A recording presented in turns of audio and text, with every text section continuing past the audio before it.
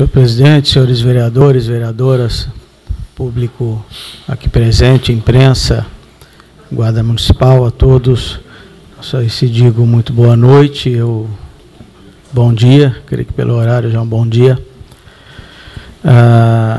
Senhor presidente, eu quero cumprimentar inicialmente Vossa Excelência pela forma que conduziu esse processo desde o início, cumprimentar os membros da comissão pelo trabalho realizado, os autores dos dois relatórios em questão, que independente de concordar ou discordar com argumentos ou mesmo com a conclusão, nós sabemos que é algo extremamente trabalhoso, que exige no mínimo muita dedicação, obviamente partindo do pressuposto que ambos relatórios foram de fato redigidos pelos que o assinam. Não entendi bem em um dos relatórios que é tratado tudo na primeira pessoa do singular, sendo que são dois vereadores que assinam. Mas, de qualquer forma, quero levar em consideração o conteúdo em si de cada um dos relatórios. Acho muito importante fazer a clara diferenciação, como já foi dito e dito por diversas vezes, lido e relido no decorrer dessa noite, a diferenciação entre a improbidade administrativa e a infração político-administrativa, que é de fato o que está em análise agora. A avaliação político-administrativa feita pela Câmara, ela tem um caráter puramente, essencialmente político, como já está implícito no nome. Enquanto a avaliação feita pelo Judiciário, se houve de fato improbidade administrativa ou não, ela é feita ao rigor da lei, numa análise mais técnica, né?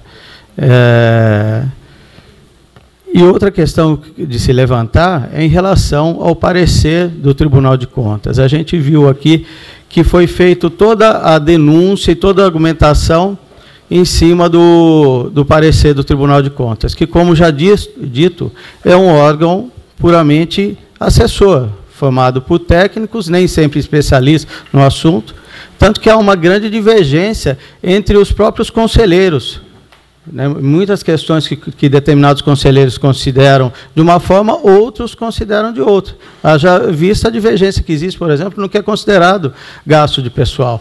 Há alguns conselheiros que entendem que os gastos com contratos de mão de obra terceirizada não entram, outros entendem que entram. Ou, no decorrer do tempo, também houve muita mudança de entendimento, ora entendendo de uma forma, ora entendendo de outra. Daí, como que fica o gestor público diante dessa situação? Entra, não entra, é considerado, não é considerado? O parecer do Tribunal de Contas, que ele foi tão utilizado, no entanto, o próprio relatório afirma que o parecer não é um parecer final. E não é mesmo. Na medida que ainda exista algum recurso pendente de ser julgado, o julgamento final pode ser mudado. Logo, não é final. Ele é desfavorável até esse momento. E no recurso que ainda resta, se eventualmente for mudado. Mas o interessante é que, assim, quando interessa para a argumentação, está dito no parecer do Tribunal de Contas. Depois, o próprio relatório, em outro momento, já alega, não, mas o que vale aqui é a análise dessa casa, porque o Tribunal de Contas é um mero órgão assessor. Afinal, vale ou não vale o que está dito no parecer do Tribunal de Contas? Como dito, um parecer é o que parece aquele que o emitiu. Por isso que o nome já diz, é um parecer. É o que parece a esses técnicos ou avaliou. E muitas questões podem ser vistas e revistas. Agora, entrando propriamente aqui no mérito dos relatórios, já que aqui poderemos falar nesse período já para os dois relatórios, eu entendi perfeitamente a argumentação do relator Rubens Nunes, entendendo, a princípio, que pode ter ocorrido, de fato, uma situação de improbidade administrativa, logo tem que ser avaliado pelo Judiciário. e não entendendo que houve, nesse caso, a caracterização da infração político-administrativa, na medida que, de acordo com a avaliação do relator e com o que eu concordo, não houve dolo. E quando a gente está falando aqui da avaliação das contas de ano de 2015, é muito diferente quando a gente fala, por exemplo, do período aí de 2006, 2005 a 2008, por exemplo, onde a gente teve um prefeito aqui, presidente do PDT, partido de alguns vereadores dessa casa, que teve conta rejeitada. Que teve contas rejeitadas pelo Tribunal de Contas em fase final e pela Câmara Municipal. E houve algum processo de cassação de mandato? Houve? Não houve. Não houve. Houve o processo normal quando se tem a conta rejeitada, do prefeito ficar inelegível. Então, para dar um exemplo nessa cidade do que já houve, né, prefeito com contas rejeitadas, inclusive na Câmara Municipal, e não foi criado um processo de cassação de mandato. Poderia ter sido? Poderia ter sido, se fosse o entendimento político na época que esse fosse o caminho, mas não houve. Então, o fato de um prefeito eventualmente ter as contas rejeitadas, e nem é o caso, porque ainda não houve o julgamento final, houve um parecer contrário, mas o final, não quer dizer que deva ter necessariamente um processo aqui de cassação de mandato. Isso para exemplificar o que ocorre no caso de eventual rejeição de contas. Agora, quando a gente fala da avaliação das contas do ano de 2015, a gente tem que levar em conta a realidade que se vivia, que se vive no país e que se vivia nesse momento. 2015 foi o auge da crise financeira que estamos vivendo até hoje. Você fala, mas por que não houve a previsão no orçamento? O orçamento do município ele segue o plano plurianual, a lei de diretrizes orçamentárias e depois, propriamente, a lei que estabelece o orçamento do município. Nesse ano, houve, na estimativa de receitas, uma superestimativa? Não, pelo contrário. Os próprios números que foram dito, a receita de 2015, ela foi fixada, ela foi estimada e fixada muito abaixo da inflação.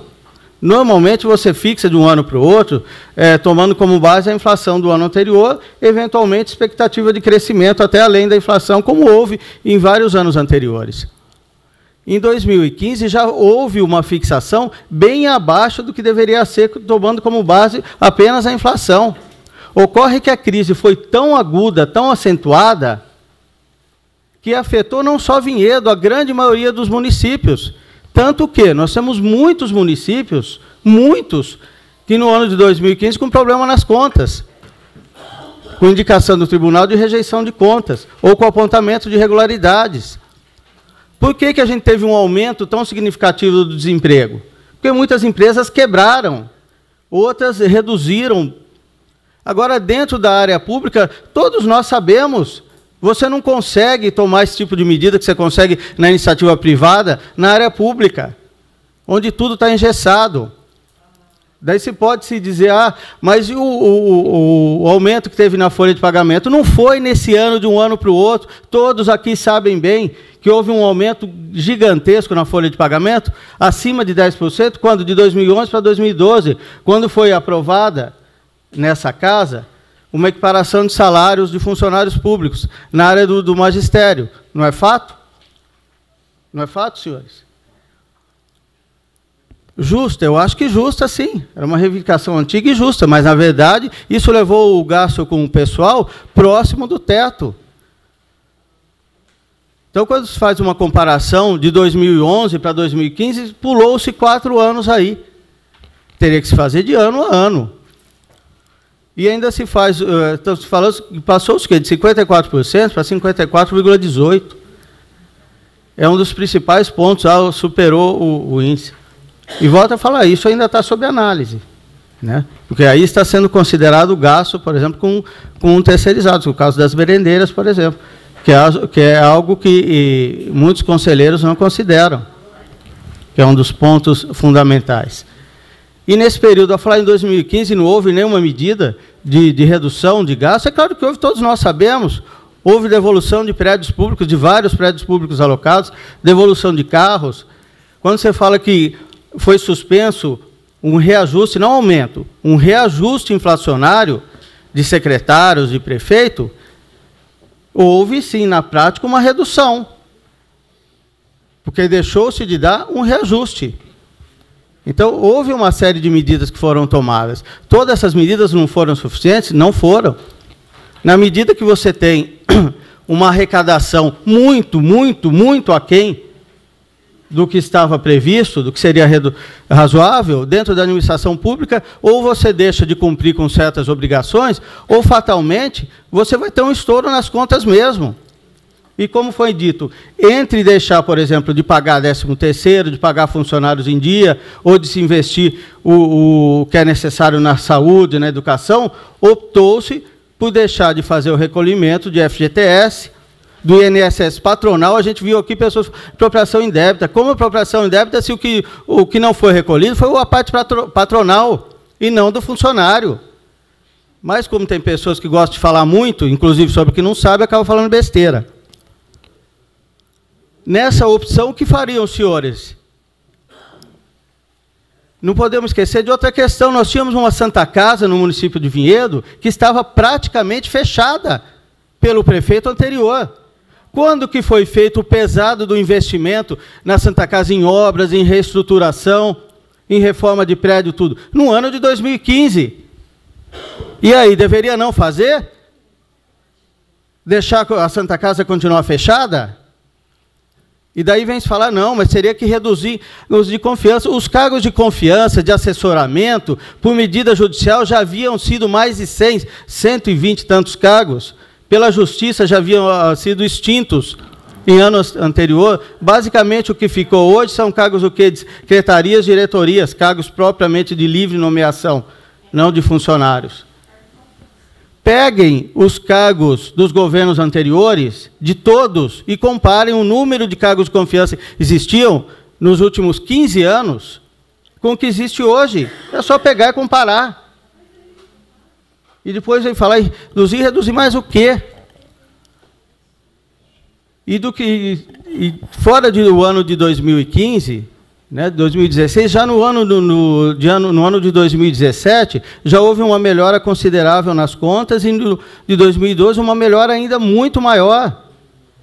E chegando nos dias de hoje, estamos falando no processo de cassação, tanto se cobrou aqui a redução das secretarias, foi feito. Qual prefeito anteriormente que fez essa redução? Houve quem prometeu, e isso eu sei bem de prefeito que prometeu. Fez? Não fez coisa nenhuma.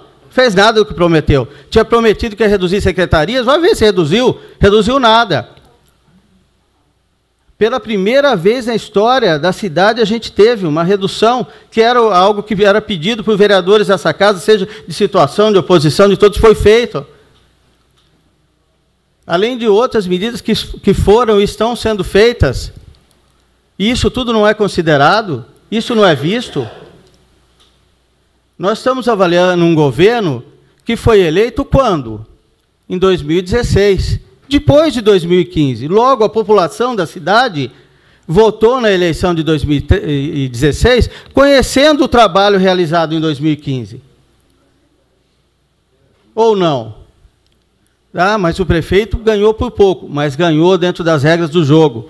Ah, mas ele teve 70% ou quase isso que não votou nele. Os outros adversários teve mais ainda que não votaram neles, na medida que já eram menos votos. Ou não? Por favor.